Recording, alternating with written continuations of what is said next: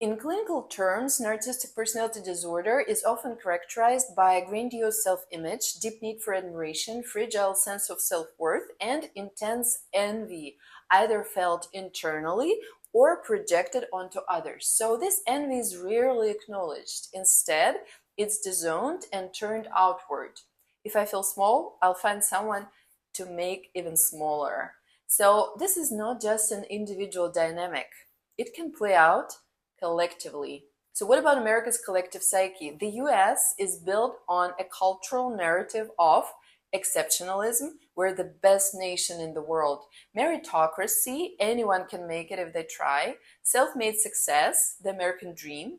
And this mirrors grandiose narcissism, a shiny, powerful surface with a fragile underside. And just like a narcissist, America can't afford to admit envy because that would mean admitting vulnerability, comparison, and lack. So envy gets suppressed. You say, like, just be grateful, shamed. So what happens when envy is repressed? When envy isn't allowed into conscious awareness, it turns into resentment, consumerism, or even violence. It fuels status obsession, celebrity worship, polarization.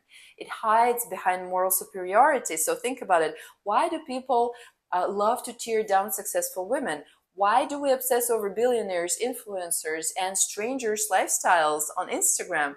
Well, because underneath this competitive side, we have this wound of being not enough. So is American narcissistic culture? Well, you could argue that modern American culture reflects collective grandiosity. We're the best, the freest, the richest, shaky self-esteem, rising anxiety, depression, burnout, envy is a taboo. America struggles to say, I feel left out, behind, or small, and that hurts. So instead, it prefers to say, they're fake, I don't care, I'm better. Why naming envy matters? If we want to grow individually or as a culture, we have to bring envy outside of the shadow, not as a flaw, but as a signal. This person has something I long for. Can I use that longing to learn more about myself? Can I turn envy into inspiration or action rather than shame and resentment? So that's emotional maturity, and that's how we move from fragile grandiosity to authentic confidence.